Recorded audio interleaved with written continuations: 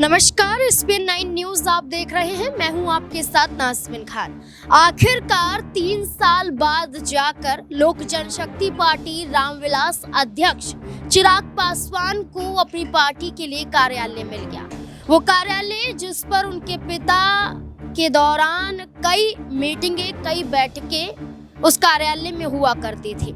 रामविलास पासवान को जो कार्यालय सौंपा गया था, लेकिन जैसे ही रामविलास पासवान का निधन हो जाता है तो इस कार्यालय पर कब्जा राष्ट्रीय लोक जनशक्ति पार्टी अध्यक्ष पशुपति पारस का हो जाता है। दरअसल लोक जनशक्ति पार्टी पहले 2 धड़ों में नहीं बटी हुई थी। रामविलास पासवान के जीवित रहते हुए पशुपति पारस और चिराग पासवान और रामविलास पासवान की बात करें तो एक साथ ही थे। बिहार में एक ही पार्टी मजबूत पार्टी के रूप में देखी जाती थी, लेकिन चाचा भतीजे अलग हो जाते हैं रामविलास पासवान के निधन के बाद। चाचा भतीजे के अलग हो जाने के बाद चिराग पासवान इस कार्यालय पर अपना हक जता रहे थे, पशुपति पारस अपना हक जताते हुए नजर आए थे। लेकिन देखा जाए तो लगभग 3 साल तक पशुपति पारस ने इस कार्यालय पर अपना कब्जा बनाए रखा। लेकिन नीतीश कुमार सरकार ने अब जो फैसला सुनाया वो चिराग पासवान के हक में।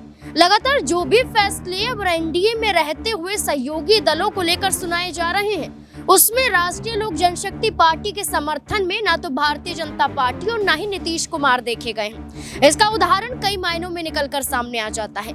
पहली बात, लोक जनशक्ति पार्टी रामविलास को 5 लोकसभा सीटें सौंपी गई और हाजीपुर लोकसभा सीट भी दे दी गई। बल्कि पशुपति पारस की मांग थी कि उनके पास भी 5 से 6 लोकसभा सीटें लड़ने के लिए बीजेपी दे और हाजीपुर तो पशुपति पारस के पास रहने दिया जाए। ऐसा नहीं होता है। पशुपति पारस केंद्रीय मंत्री पद से इस्तीफा दे देते हैं। झारखंड में भी देखा जाए तो चुनाव पशुपति पारस की पार्टी नहीं लड़ पाती है।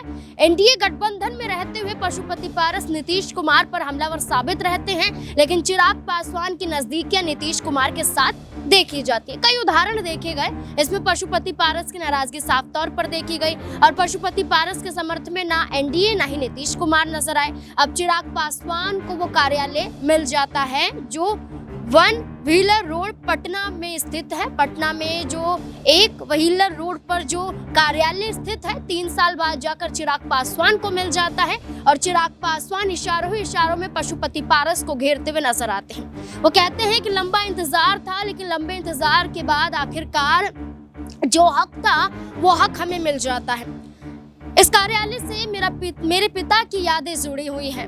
यहाँ पर कार्यालय तो छीना जा सकता था, लेकिन यादों को नहीं छीना जा सकता था। उन्होंने कहा कि अब कार्यालय भी मिल गया है और यादें भी फिर से ताजा होती हुई नजर आई हैं। चिराग पासवान ने इशारों में पशुपति पारस को घेरा और साथ ही साथ बता दिया कि एनडीए में एक मजबूत पार्टी और एक मजबूत चेहरा अभी भी है। अब देखना होगा विधानसभा चुनाव के मद्देनजर पशुपति पारस क्या करते हैं। क्या महागठबंधन का सहारा लेंगे, महागठबंधन की तरफ बढ़ेंगे या फिर मजबूरन अकेले चुनाव लड़ने के लिए उतारू हो जाएंगे। इस मुद्दे को लेकर अपनी राय कमेंट सेक्शन में जरूर दें। देखते रहे स्पेन 9 न्यूज। धन्यवाद।